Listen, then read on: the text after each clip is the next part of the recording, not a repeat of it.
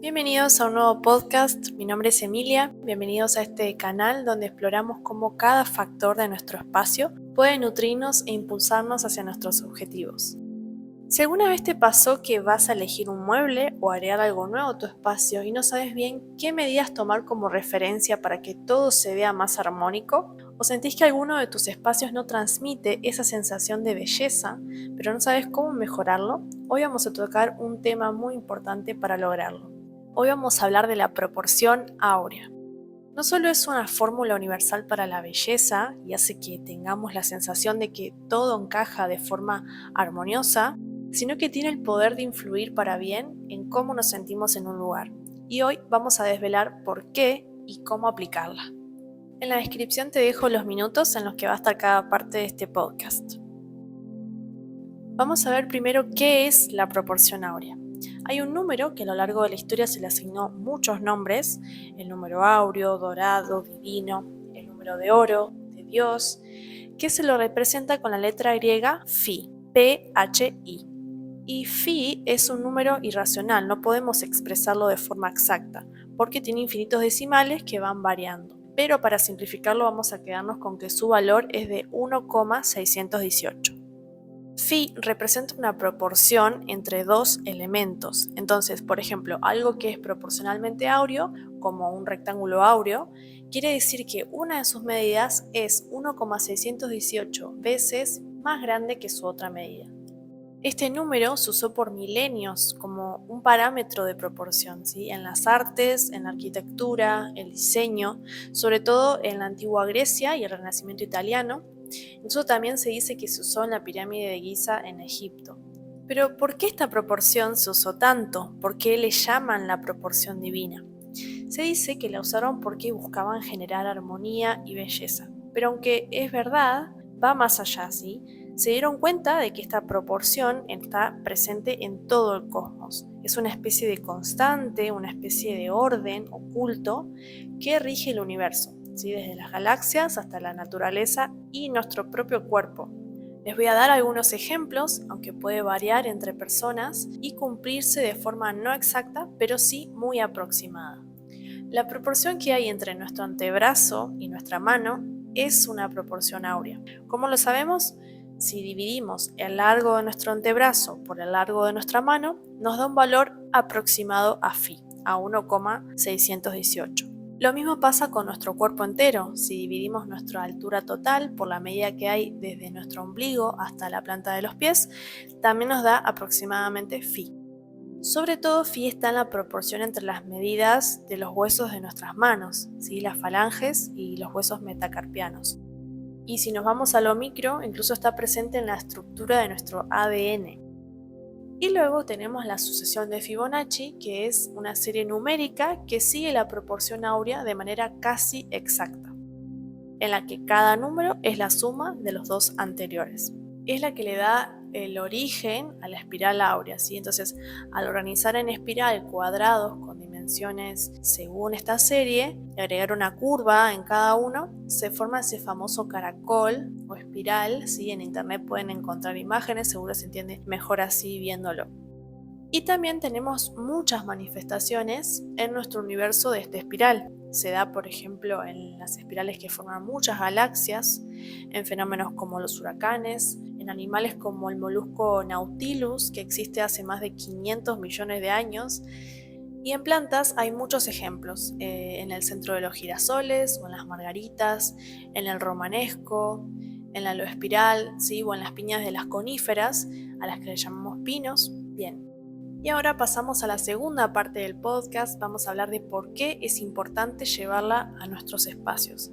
Esta es la parte más valiosa porque los estímulos de nuestro entorno nos impactan a nivel cognitivo, a nivel emocional y físico, tanto para bien como para mal. Entonces no alcanza con poner en práctica una estrategia porque sí, sino que mi invitación es a desvelar ese diálogo invisible que tenemos con los espacios, a observarlos de una forma más consciente.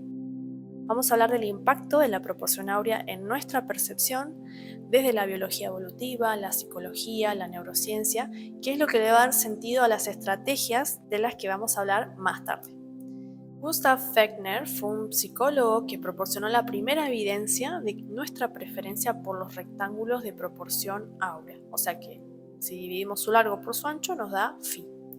Eso fue en el año 1871, pero luego, en el 2013, los investigadores McManus y Wu realizaron un estudio sobre percepción estética en la que otra vez extraen evidencia de esta preferencia, pero además de que se trata de algo que trasciende a las culturas, porque esta vez fue un estudio hecho con participantes de dos sociedades muy distintas, el Reino Unido y China. ¿Cuál es una de las razones de esta preferencia? Bueno, hay un investigador y profesor que analizó cómo el ojo humano se comporta al observar lo que le rodea. Se llama Adrian Villan y él se preguntó por qué las formas con proporción áurea parecen fluir o encajar mejor.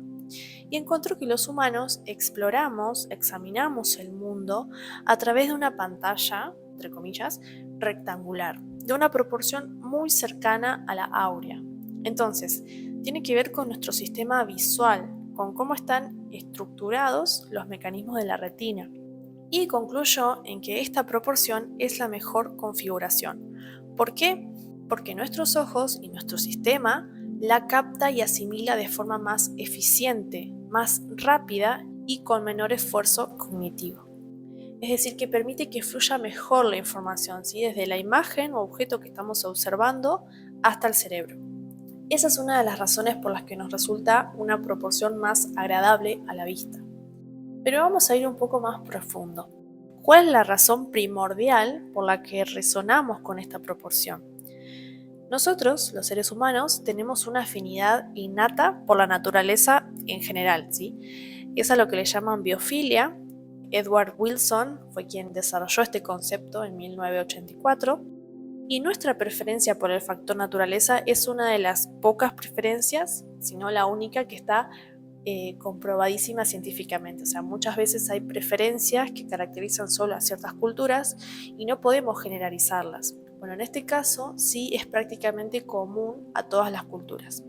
Además, recuerden que la vida en las ciudades es un periodo muy corto en comparación con el tiempo que pasamos, evolutivamente hablando, en entornos naturales, y eso aún se refleja en nuestros genes, en nuestra configuración, digámosle. Y hay muchos estudios que prueban el impacto positivo que tiene la naturaleza en nosotros, en nuestra salud mental, en nuestra salud física, en nuestro estado de ánimo, que nos ayuda a mejorar la concentración. Bueno, hay mucho para hablar. Pero entonces podríamos decir, bueno, eso nos sirve para poner plantas en nuestra casa. ¿Qué tiene que ver con la proporción áurea? Es que nosotros manifestamos inclinación hacia los aspectos que reflejan algo de ese hábitat del cual venimos. Y como vimos, la proporción áurea es uno de los factores que rigen a la naturaleza, ¿sí? Está presente en su estructura, en su geometría. También hay muchos otros factores en la naturaleza, está también la cuestión de las plantas, de los olores, los sonidos, los materiales, los elementos. Pronto voy a subir más material profundizando en estos temas. En el caso de que ya lo haya subido, te dejo el link en la descripción. Pero volviendo a la proporción, esta propiedad matemática desencadena una respuesta positiva en nosotros. Ya nos lo dijo Heller hablando del diseño biofílico. Los humanos se sienten más cómodos en entornos que reproducen los patrones y proporciones de los entornos en los que evolucionamos. Entonces, estamos de alguna manera programados para encontrar placer, belleza, bienestar en los patrones naturales. Y algo importante que quiero que se lleven es por qué la naturaleza eligió este número y no otro para su proceso generativo. Lo más sorprendente es que tiene una función. Esta organización matemática forma parte de un mecanismo adaptativo que ayuda a los organismos a sobrevivir y prosperar en su entorno. Todas estas especies de plantas que les comentaba tienen ese tipo de distribución para algo. Por ejemplo, cuando se trata de las hojas, esta es la forma de distribución que la naturaleza crea para que no se solapen entre ellas o interfieran entre ellas y que todas las hojas puedan recibir la suficiente luz solar. En el caso del girasol, son las semillas las que tienen este tipo de disposición en espiral áureo y eso le permite que puedan entrar la mayor cantidad de semillas. ¿Sí? Cuantas más semillas produzca una planta, mayor va a ser la probabilidad de que algunas germinen y puedan crecer nuevas plantas, ¿sí? Hasta permite optimizar la distribución y el aprovechamiento del espacio. Y en el caso de la margarita, el disco, ese centro amarillo, en realidad está compuesto por muchas mini florcitas que son las que están organizadas en espiral áureo. Esto, además de permitirles que entre en mucha más cantidad, facilita la atracción de polinizadores y que estos puedan recorrerlas de forma eficiente. Asegura de alguna manera que visiten más flores en menos tiempo.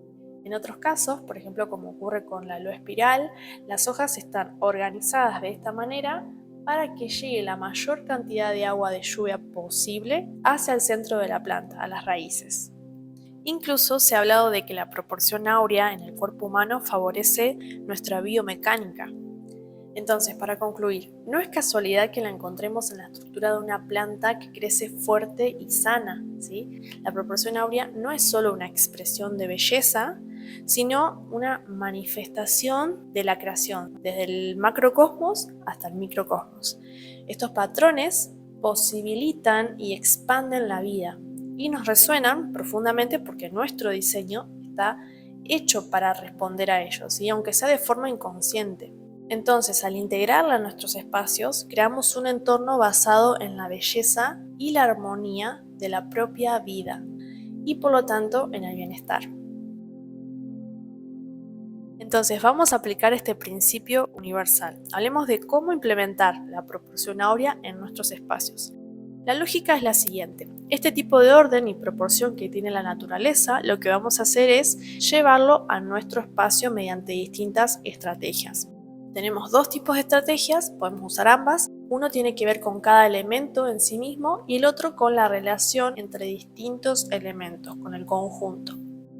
Primero vamos a ver cómo incorporar la proporción áurea a través de elementos que en sí mismos tengan esta proporción. Siempre va a tener un mayor impacto si lo aplicamos a puntos focales de nuestro espacio, ¿sí?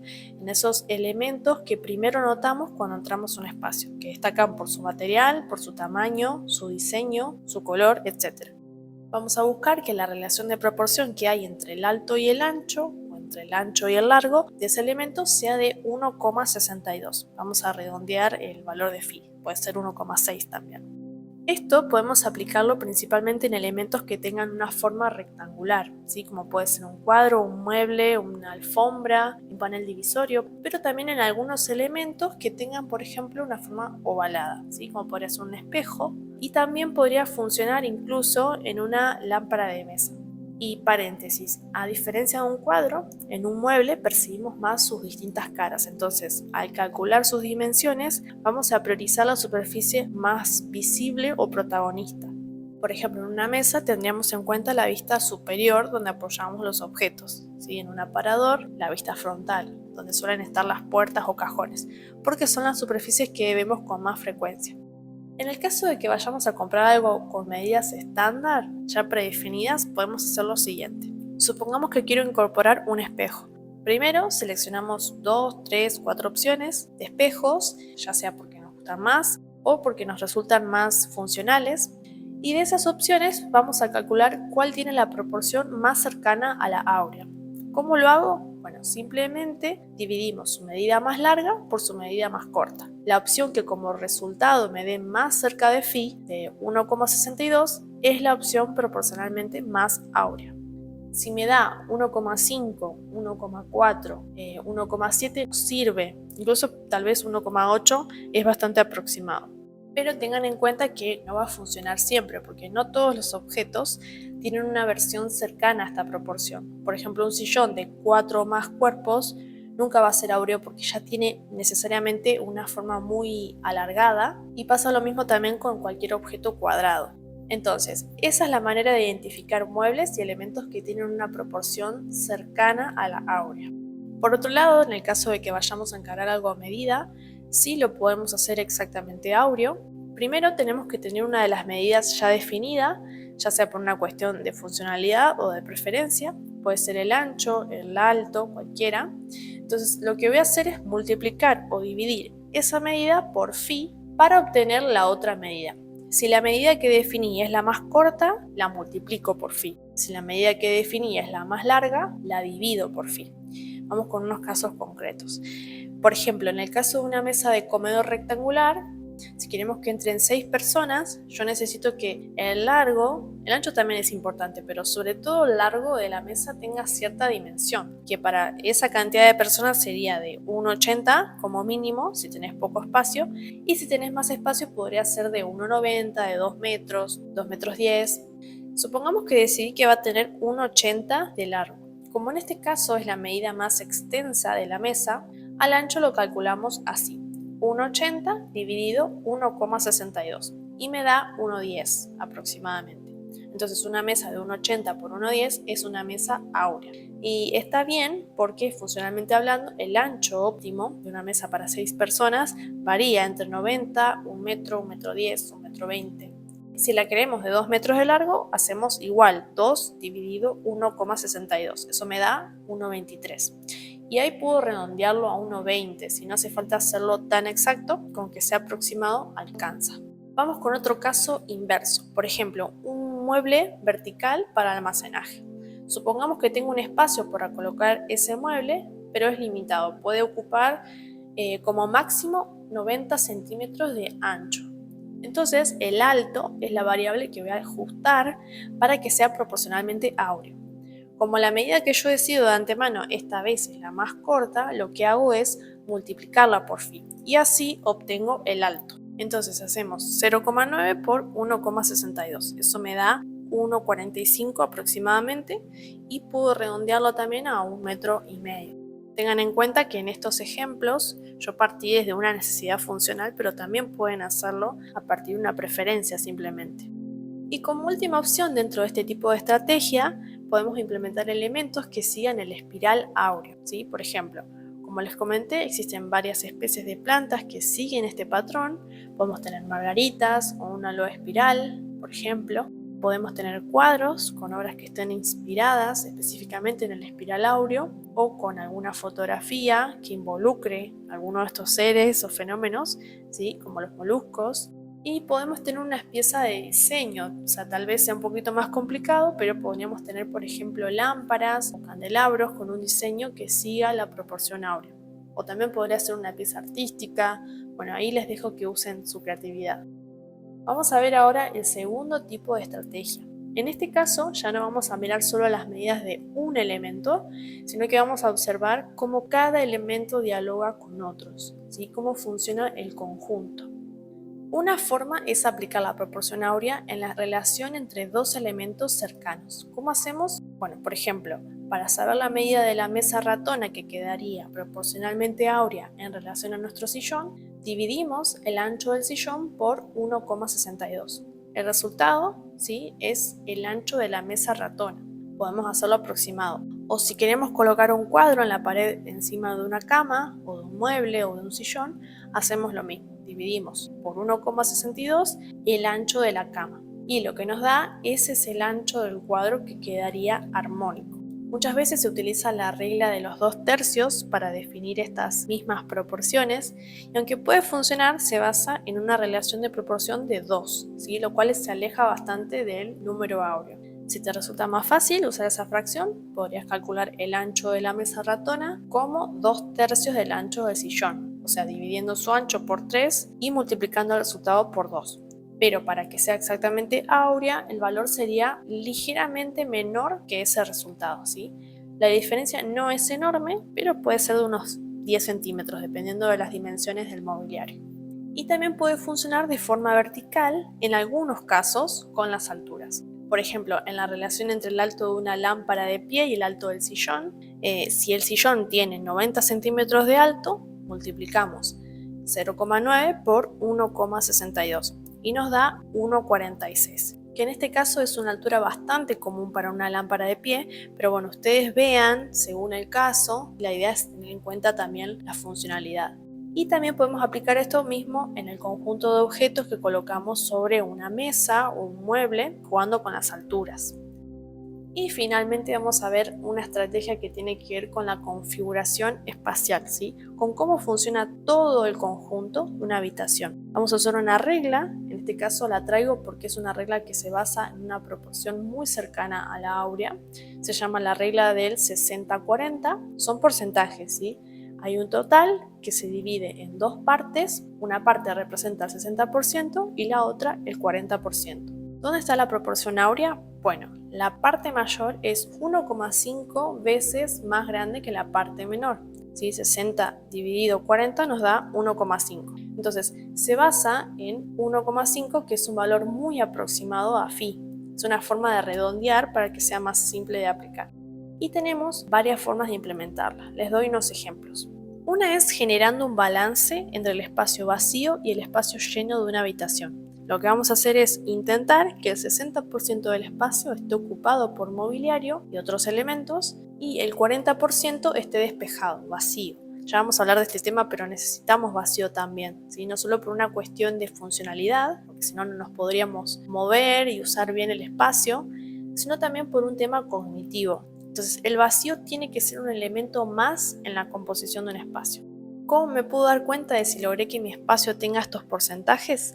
Bueno, puedo sacar una foto y analizar en esa foto qué tanta presencia de objetos hay y qué tanto vacío hay. La idea es poder ver el todo en una imagen más chica, porque de esa manera al ojo se le hace mucho más evidente y fácil hacer esa comparación. Ahora, ¿cómo organizamos mejor los elementos que colocamos en el espacio, ese 60% disponible? Les doy dos opciones y ustedes, dependiendo de la cantidad de espacio y elementos que tengan o quieran incorporar, van a ver cuál les sirve más. Una opción es sectorizar el espacio de una habitación. La idea sería crear dos zonas que no necesariamente tienen que estar separadas por un panel divisorio, en donde una ocuparía aproximadamente el 60% del total y la otra el 40%. Por ejemplo, en un dormitorio, 60% de la habitación lo podría ocupar la zona de la cama, las mesas de luz, las lámparas, la alfombra, y el 40% restante sería otra zona, por ejemplo, para relajarse, donde pueden haber unas butacas o unos puffs, o puede haber una cómoda, ¿sí? Y otros elementos.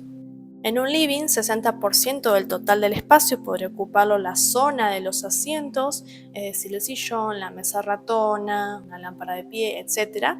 Y en una zona diferenciada podríamos crear otro rincón, en donde hay un aparador, por ejemplo, o una librería, y ese sería el otro 40%. En un comedor, la zona de la mesa, las sillas, ocuparían esa zona principal, más grande, y aparte podríamos tener una zona más chica, ¿sí? Compuesta por un vajillero, plantas y otros elementos que se nos ocurran. Y en una cocina, por ejemplo, una zona que podríamos crear que ocupe ese 40% podría ser un rincón de café. Y la otra opción, sobre todo si no tenemos tanto espacio para crear dos zonas, es componer un conjunto de muebles donde el mobiliario principal representa el 60% del volumen y las piezas secundarias el 40%. Entonces, dentro del conjunto, la mayor presencia visual va a estar en uno o dos muebles como mucho que tienen un mayor volumen.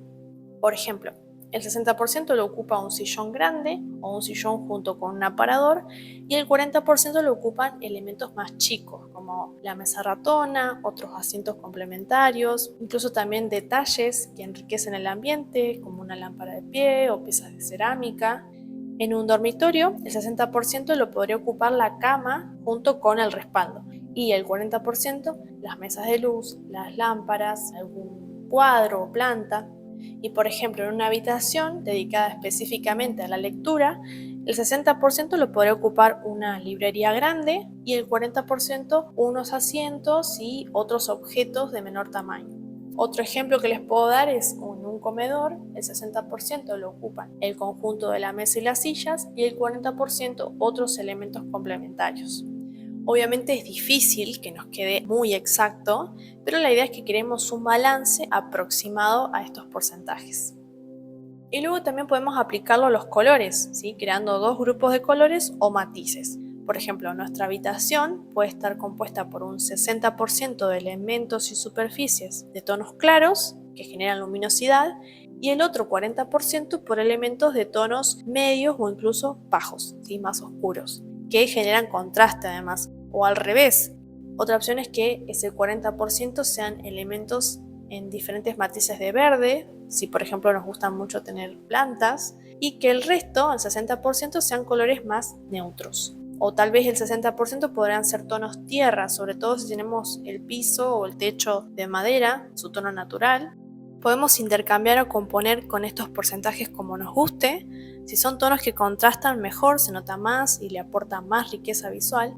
Y como siempre, pueden adaptar estas estrategias a su visión creativa. Muchas gracias por quedarse hasta el final. Deseo que te sirva, que lo puedas aplicar y que sobre todo te ayude a mirar con otros ojos el entorno que te rodea. Que tengas una hermosa semana. Adiós.